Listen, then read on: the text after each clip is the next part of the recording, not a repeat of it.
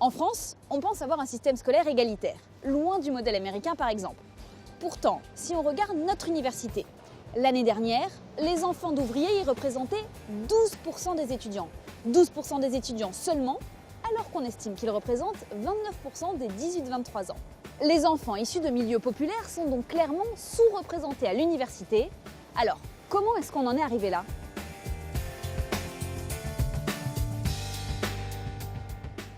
Si on regarde les chiffres de plus près, on voit que les enfants d'ouvriers sont encore moins présents dans les filières considérées comme prestigieuses. Par exemple, en médecine, ils ne sont que 5% des étudiants, alors que les enfants de cadres, eux, représentent 52% des étudiants en médecine.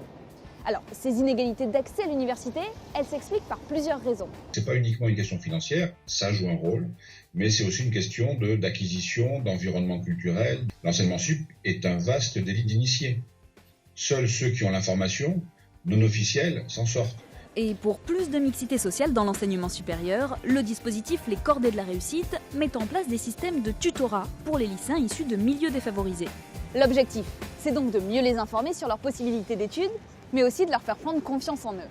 Ils se disent de toute façon c'est pas pour moi, je ne pourrai jamais faire ça, parce que soit ils connaissent personne qui fait ce genre d'études, donc ils savent pas exactement en réalité à quoi ça correspond, soit ils ont un jugement sur eux-mêmes qui les empêche d'aller plus loin. Notre objectif, c'est d'arriver à leur donner un background qui leur permette d'avoir les mêmes chances, la motivation au niveau égal.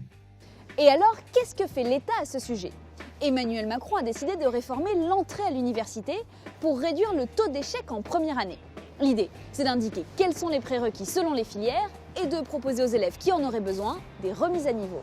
La question de la remise à niveau, elle est essentielle, parce que c'est complètement hypocrite d'envoyer des étudiants de bac professionnel en sociologie, par exemple. Voilà, c'est hypocrite de les laisser y aller en leur disant vous avez une chance. Si on ne peut pas les accompagner, ils vont se casser la gueule. C'est inévitable. Si l'idée est bonne pour cette professeure de sociologie, elle assure que le budget annoncé par l'État, 1 milliard d'euros supplémentaires sur 5 ans, ne permettra pas de vraies remises à niveau pour les élèves qui en ont besoin. Et du coup, elle craint une sélection qui exclurait surtout les élèves issus de bac professionnel, une filière dans laquelle les enfants d'ouvriers sont surreprésentés, ce qui réduirait donc encore un peu plus la mixité sociale à l'université. En sociologie, pas que en sociologie, mais on a pas mal d'étudiants qui viennent de bac pro, de bac professionnel, ou bac technologique, qui eux risquent d'être un peu les grands perdants, je dirais, de cette réforme. Mais de manière générale, vouloir lutter contre les inégalités à l'université, c'est peut-être arrivé après la bataille, parce qu'elle se forme plus tôt dans le parcours scolaire. C'est ce qui faisait dire à l'Institut Montaigne en 2015. La réduction des inégalités sociales par la réussite dans le supérieur est impossible sans de profonds changements dans l'enseignement primaire et secondaire.